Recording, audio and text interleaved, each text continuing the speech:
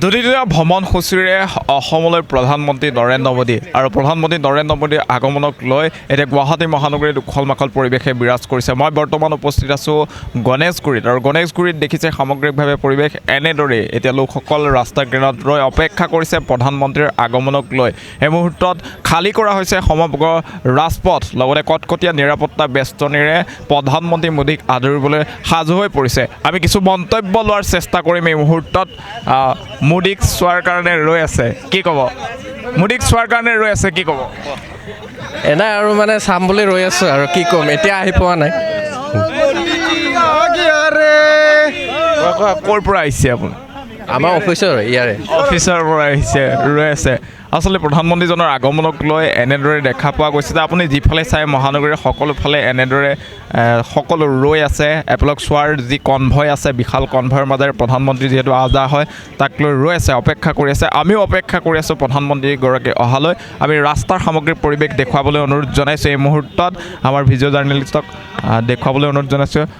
এই মুহূৰ্তত আমি দেখুৱাইছোঁ কেনেদৰে কটকটীয়া নিৰাপত্তা বেষ্টনীৰ মাজেৰে প্ৰধানমন্ত্ৰী নৰেন্দ্ৰ মোদীৰ অসম আগমনৰ দৃশ্যাংশ আমি আপোনালোকক দেখুৱাইছোঁ। এনেদৰে আচলতে চেক কৰি থকা হৈছে, সমগ্ৰ ৰাজপথ খালী কৰি দিয়া হৈছে আৰু এই মুহূৰ্তত দেখাবলৈ পোৱা গৈছে যে বৃহৎ সংখ্যক আচলতে আৰক্ষী প্ৰশাসনৰ লোক এনেদৰে মোতায়েন কৰা হৈছে। প্ৰধানমন্ত্ৰীগৰাকীৰ নিৰাপত্তাত যাতে কোনো ধৰণৰ ত্ৰুটি ৰৈ নাযায় তাৰ প্ৰতিও লক্ষ্য ৰখা হৈছে।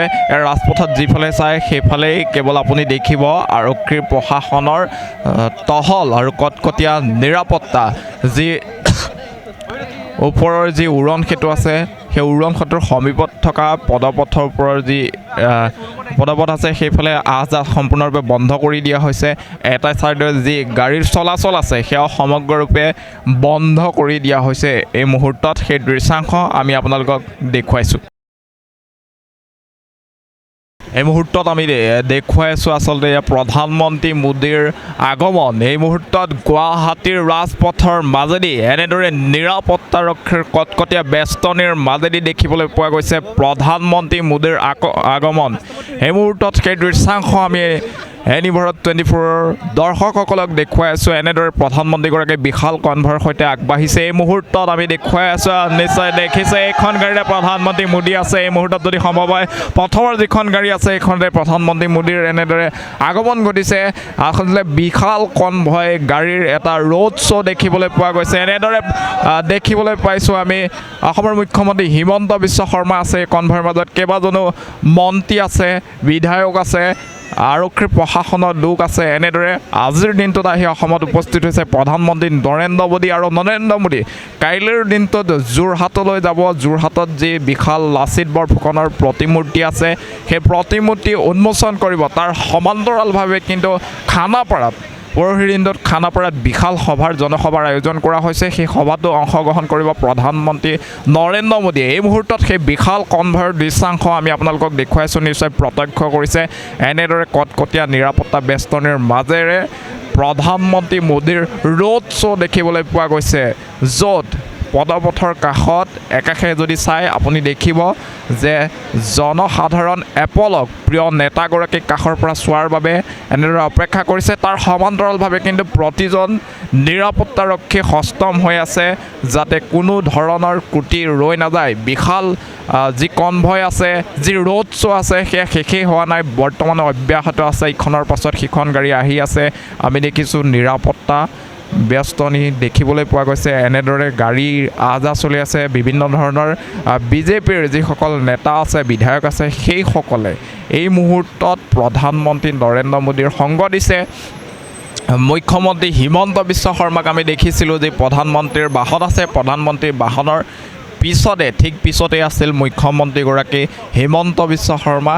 আৰু ইয়াৰ পৰা এই ৰোডেৰে যি বাণিজ্যিক বাহনৰ চলাচল সেই চলাচল সম্পূৰ্ণৰূপে বন্ধ কৰি দিয়া হৈছে। ৰোডৰ ক্ষেত্ৰত যাতায়াত চলাচলৰ ক্ষেত্ৰতো বিভিন্ন ধৰণৰ নিৰ্দেশনা জাৰি কৰিছে প্ৰশাসনে। প্ৰধানমন্ত্ৰীগৰাকীৰ এতিয়া আগমনক লৈ, অসম আগমনক লৈ এক উৎসৱমুখৰ পৰিৱেশ বুলি ক'ব লাগিব। আমি বিমানবন্দৰত আমি দেখিবলৈ পাইছিলোঁ যে বিভিন্ন ধৰণৰ সাংস্কৃতিক শোভাযাত্ৰাৰ জৰিয়তে সামগ্ৰিক পৰিৱেশ দেখুৱাইছোঁ এনেদৰে মোদীক এপলক চোৱাৰ পিছত যিসকল ৰাইজ আছিলে এনেদৰে এতিয়া এপলক চোৱাৰ বাবে ৰৈ আছিল বৃহৎ সংখ্যক আচলতে ৰাইজ ইয়াতে গোট খাইছিল প্ৰিয় নেতাগৰাকীক সদায় টিভিৰ স্ক্ৰীণত দেখা পোৱা যায় সন্মুখৰ পৰা এপলক চোৱাৰ বাবে এনেদৰে দেখা পোৱা গৈছিল যে ৰাইজ বৃহৎ সংখ্যক ৰাইজ গোট খাইছিল তাৰ সমান্তৰালভাৱে নিৰাপত্তা বেষ্টনী আমি দেখিলোঁ কটকটীয়া নিৰাপত্তা বেষ্টনীৰ মাজেদি আচলতে প্ৰধানমন্ত্ৰীগৰাকীৰ আগমন ঘটিছে অসমত আৰু 2টা দিনৰ ভ্ৰমণসূচীৰে প্ৰধানমন্ত্ৰীগৰাকী আহি অসমত উপস্থিত হৈছে অসমত কেইবাটাও বৃহৎ অভিলাষী আঁচনিৰ প্ৰকল্প উন্মোচন কৰিব তাৰ সমান্তৰালভাৱে যোৰহাটৰ যি লাচিত বৰফুকনৰ প্ৰতিমূৰ্তি আছে সেয়া উন্মোচন কৰিব প্ৰধানমন্ত্ৰীগৰাকীয়ে আৰু যি কাইলৈৰ দিনটোত হ'বলগীয়া যি সভা তাত আচলতে গম পাম অসমৰ ৰাজ্যক লৈ কি ধৰণৰ নতুন ঘোষণা কৰে যিটো বাজেট অনুষ্ঠিত হৈ গৈছে কেন্দ্ৰীয় বাজেট দাখিল কৰিছে বাজেটত অসমৰ ৰাইজৰ বাবে কি ভাল খবৰ আছে দুখীয়া সাধাৰণ ৰাইজৰ বাবে কি ভাল খবৰ আছে সেয়া পৰৱৰ্তী সময়ত যি সভা অনুষ্ঠিত কৰা হ'ব বিশাল জনসভাত প্ৰধানমন্ত্ৰীগৰাকীয়ে অংশগ্ৰহণ কৰা হ'ব সেই সভাত কি ধৰণৰ মন্তব্য কৰে ৰাইজৰ বাবে কি ভাল খবৰ আনে সেয়া কাইলৈৰ দিনটোত আমি গম পাম